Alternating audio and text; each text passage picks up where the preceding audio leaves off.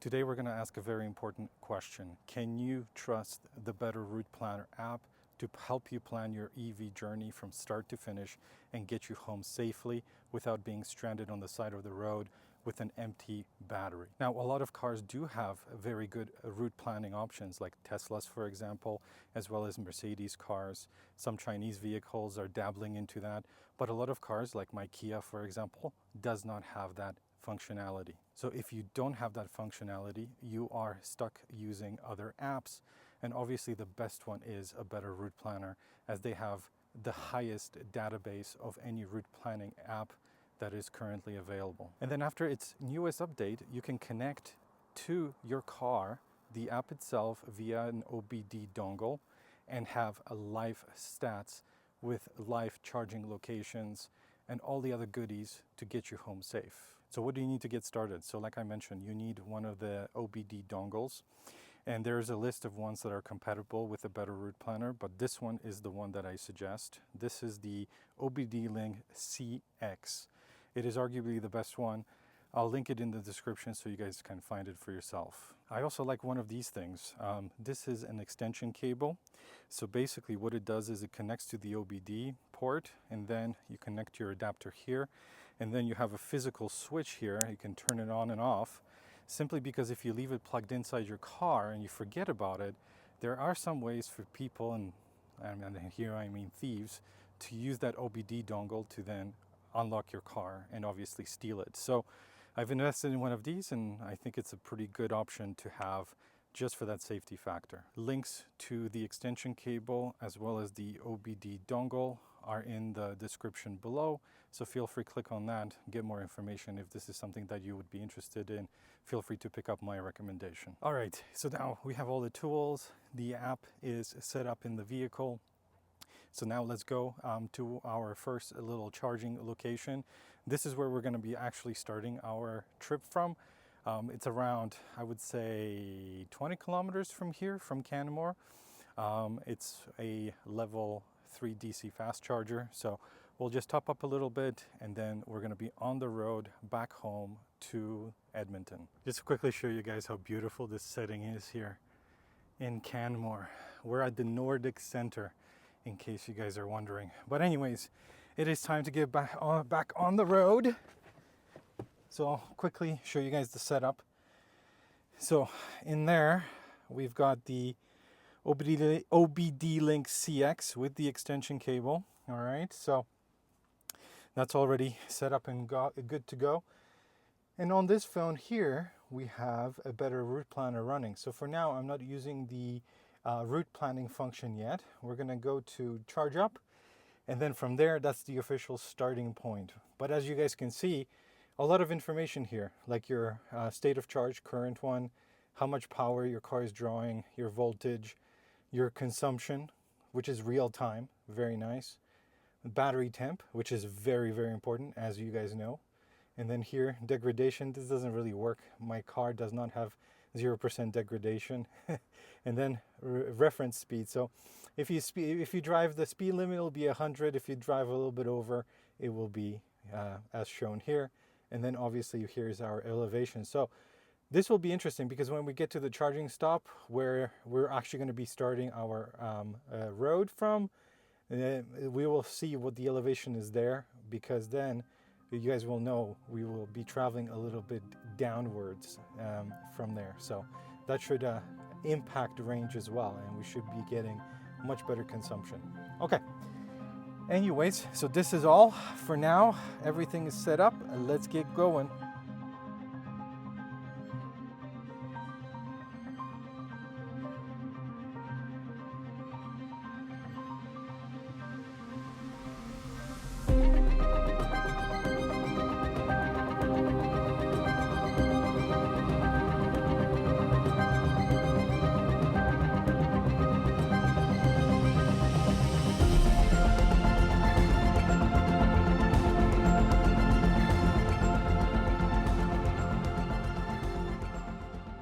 We have arrived at the Kananaskis Travel Center here, and today I'm trying out the Atco Flow charger here. It's only 50 kilowatt, but really This is all I really need just to top up really fast. So that's what we're doing.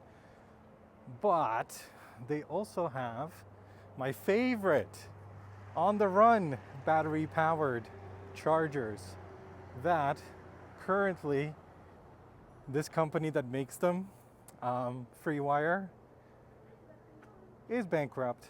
So on the run now, we'll be using ABB chargers on any new installations. But yeah, this is not too bad, this location here. And then all the mountains and everything is down that way, basically over there.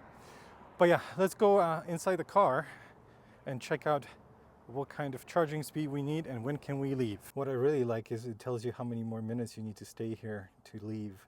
So we've got 11 more minutes to charge. Obviously we're not charging fast, and we need to have 88% to go, because our next stop, as you guys can see here, it's going to be in 2 hours and 13 minutes. So we're going to drive 217 kilometers, and that's going to be in Red Deer.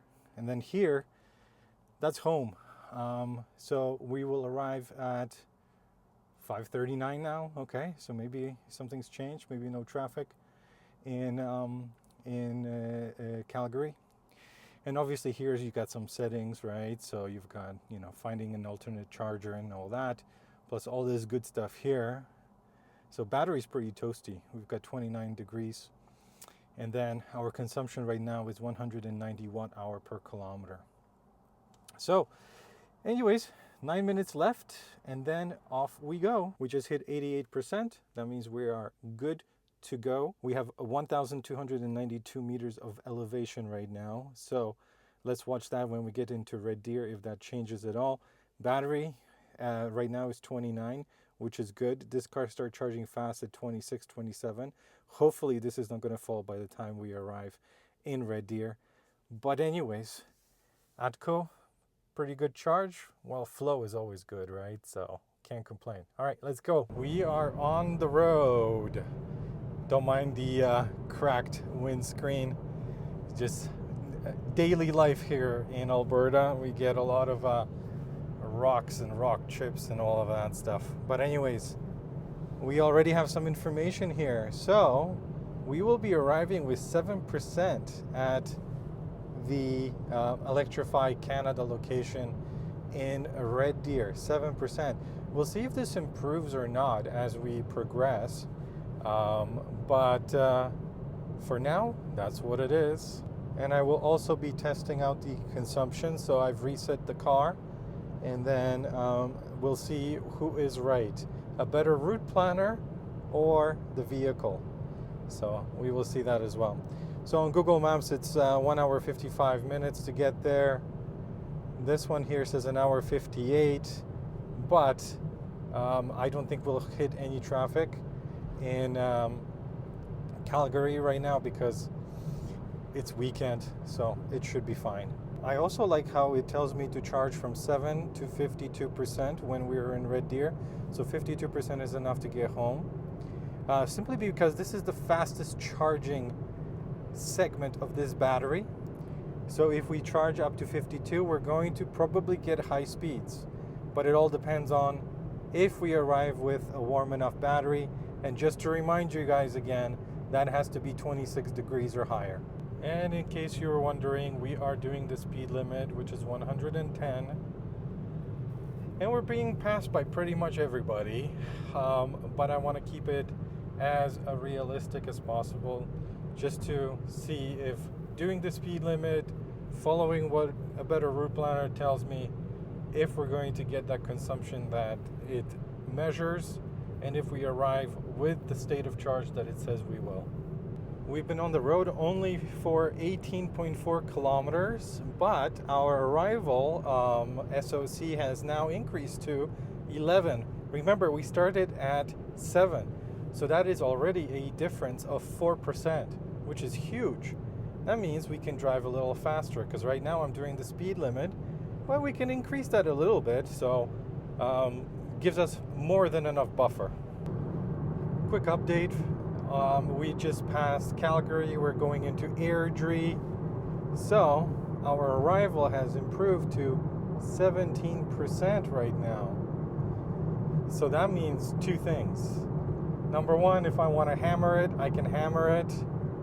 If I want to go the same speed as what I'm going right now, that's fine. Then I will arrive with more state of charge than I really need. So in the case of this happening to you, it's your choice, but it also, I would say, depends on the car that you drive.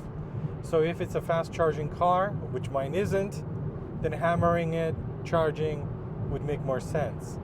Whereas with the Kia, because we don't get that much of a fast charge on this car, unfortunately, arriving with a little bit more percentage than we anticipated, actually not a bad thing, because then we're only going to be there for a shorter period of time.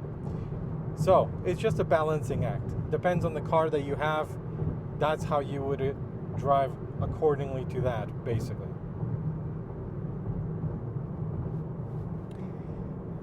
And I don't know if you guys can see it. I really like the progress bar. You see that little red arrow? It shows you where you are en route right now to the charger. Very, very cool. I like that. It's very clear and tells you, hey, you're like halfway there almost. So with 17%, if you want, you can push it a little bit. And let's have a look at the battery. Battery is still 29, which is really nice because we need that heat to charge fast. We have arrived at Red Deer Electrify Canada, 26%, guys, 26, which is how much? 19 difference between what it said and then what we got. And I also wasn't taking it easy. I was driving quite fast to get here. So yeah, temperature is still nice, 29 degrees on the battery, which will give us pretty good charging speeds. And as you guys can see, 112% over. So 12% over the speed limit there, right? So yeah, and then consumption 181. But is it really 26%? So let's have a look. Here we go. Where's my EV button? All right, so yeah, 25. Okay, this one is a little bit slower sometimes.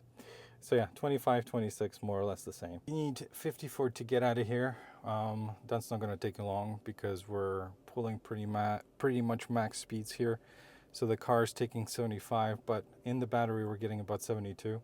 So we've got about 3 kilowatt losses right there. But yeah, so we've got what, 15 minutes it says here, more or less. I mean, it's not going to be much longer than this. And then we're on the road. But now I want to see if this 54%, are we going to have such a huge delta when we arrive home, right? Because here, 20, yeah, so what was it, like 26, right, in 7? So we were looking at 19, yeah, that's crazy. We could have just cut 10%. Remember, we charged to 88. We could have done 78 and got here comfortably. So there you go. To show you guys on the charger here, 78. It's pretty much full speed of what this car can do.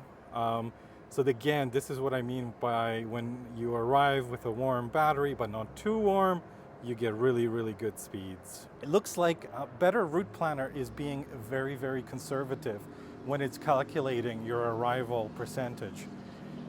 I think the algorithm that they wrote in worries a little bit about things that maybe they didn't calculate or things that may have happened. For example, if there was traffic or if the temperature dropped suddenly or if the wind picked up or whatever, they want to give you enough buffer so that you get there, which is perfect if you're a brand new EV owner and you don't have a route planner in your car, right? The likes of Tesla are way more accurate in terms of what you can expect when you arrive at the charger, whereas this one is, yeah, a little bit more conservative. It never hurts to be a little bit more conservative, especially when you're getting used to the car. Obviously for me, I already know what the Kia can do or cannot do, so I would rather calculate myself and not spend more time at a charger than necessary. But for new beginners in this space, not a bad idea to have a little bit more of a buffer than the next charging station. You don't need to spend so much time there. So yeah, we should be almost ready. We're going at 54 and we're at 46 right now, so almost. So not too bad. Pretty quick pit stop. All right. We've got 54%. And as you guys can see right away, it tapers to 55 kilowatt. So this is actually pretty perfect because I don't know how they know. Probably they know because they have all the data, right? A Better Routeplanner, but it tapers really badly at 54. So you're basically dropping from 78 to 54, which is quite a significant drop. So this is the perfect time to unplug and go. So now let's have a look. What are we going to arrive with when we get home? So place your bets. We got on the highway and now it says we will arrive with 10% at home. So that's 102 kilometers, will take us 54 minutes. We will see if that will be correct. I am not sure. I think our delta is going to be huge again. I reckon we arrive with like around 15 maybe. I think that's the number that this will give us when we arrive home. Now, mind you, I set it at 5% arrival. 5% arrival. We will see. Quick little update here. So we're up to 14. So I think my prediction of 15 is going to be very feasible. And yeah, I don't think I mentioned this, but in the paid version of a Better Routeplanner, the one that I have, you also have Apple CarPlay integration. So if you're into that, you can go ahead and use it. To be totally honest, the maps that they use are not great. I would rather use Google Maps or Apple Maps. Anything is better than whatever they're using, but it's there if you need it. So you have your state of charge there, and then your expected arrival percentage as well, your speed limit, and everything else. So yeah, if you have the paid version, you can use Google, not Google, what is that called? Android Auto, yeah, there you go. And Apple CarPlay, not a problem. But yeah, I'm interested to see if I'm going to be right with the 15. Maybe if it's going to be more than 15. We shall see. So we are home finally, and 19%. There we go. So that is the arrival, and we went on the highway with 10, so that is 9% buffer there.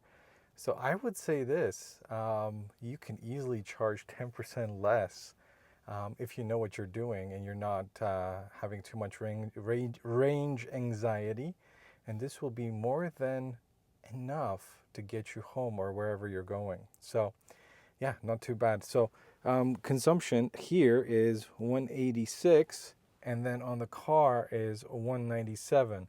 So we've got that 10 watt hour difference there. Battery still 33, which is good. If I had to go and charge right now, DC fast charge, I would get good speeds.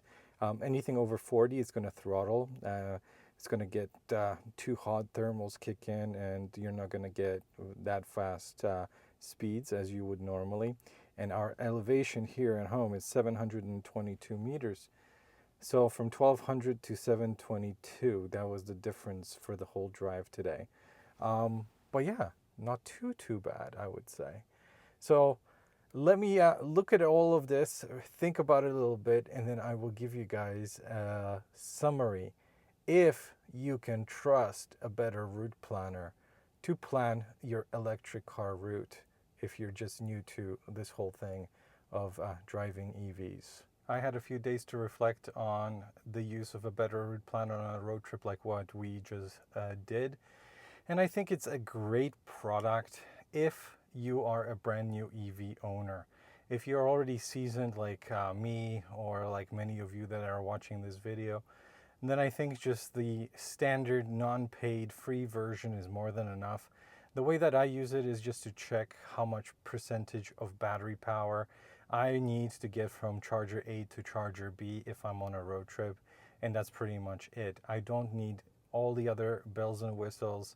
I don't need CarPlay, and I don't need route planning as they have implemented it there. Plus, you know, the good thing with even with the free version that it still connects to your car via the OBD. That's always included. It doesn't have all the live features and all of the other things that are in the premium version, but the basics are there. So if you have a dongle, like the ones that I mentioned at the beginning of the video, you are still able to get live stats as you travel on your road trip without the need of paying for a subscription. But if you're brand new to the EV space and you're worried about range and you're worried if you're going to make it to the next charger, this is a great option. As you can see, it's very conservative. You can easily shave off 5 to 10% on what the route planner is telling you and still reach your destination with enough battery and range. But if you are one of those people who wants to be cautious, just follow what the app says and you will make it to your next charger without any problems. So definitely, if you're a brand new EV owner and you are still worried about driving an EV, especially on road trips, this is a great addition. So in summary, if you're new, use it. You will probably use it for 1 or 2 months until you get familiar with your vehicle and you get more comfortable driving an EV. And then you'll probably just ditch the subscription and use it, like I said. You know, I just set my charge a limit at 100. I calculate what the difference is from one charger to the next, and that's how much I charge on my vehicle. But yeah, if you're new, follow the procedures that it tells you to follow.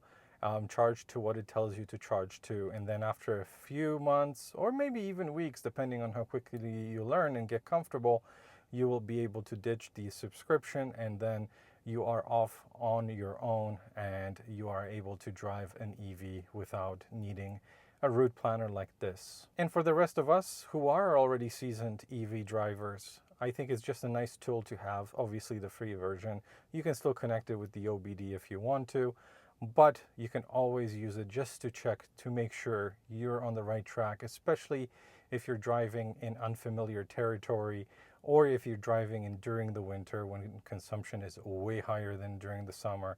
It's always a nice tool to have. If you liked the video, make sure to like it. If you haven't subscribed already, feel free to subscribe. Every subscription counts, and it's always nice if you guys subscribe. That keeps me motivated to make more videos. And of course, I will see you on the next one. Take care. Bye.